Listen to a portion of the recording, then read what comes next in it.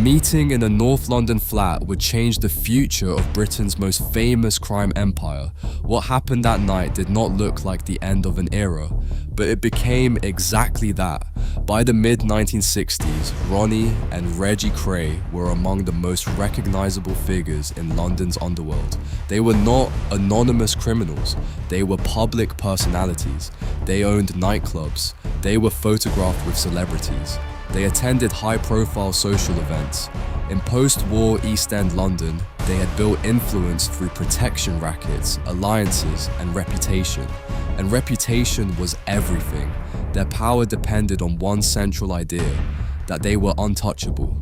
For years, that belief held. Businesses complied, associates followed instructions, rivals avoided confrontation.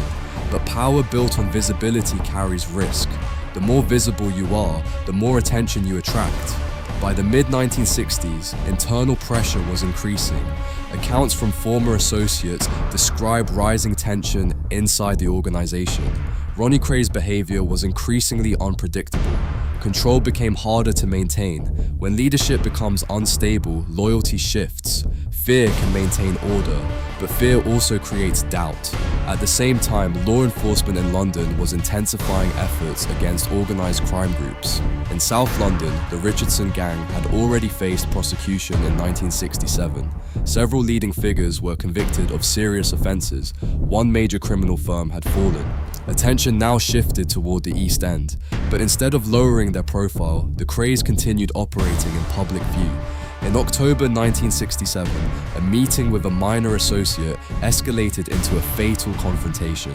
The event was chaotic. Witnesses were present.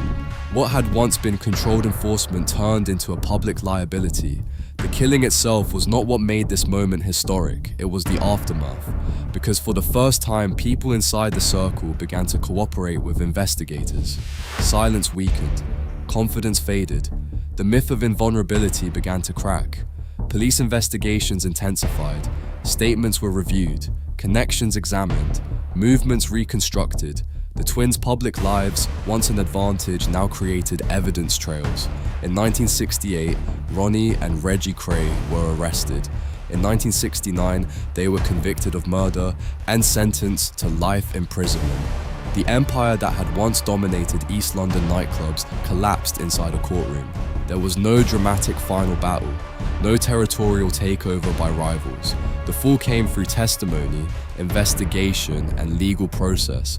The Krays had built power through image, through visibility, through reputation. But reputation is fragile. Once associates realized the twins were no longer untouchable, loyalty dissolved quickly.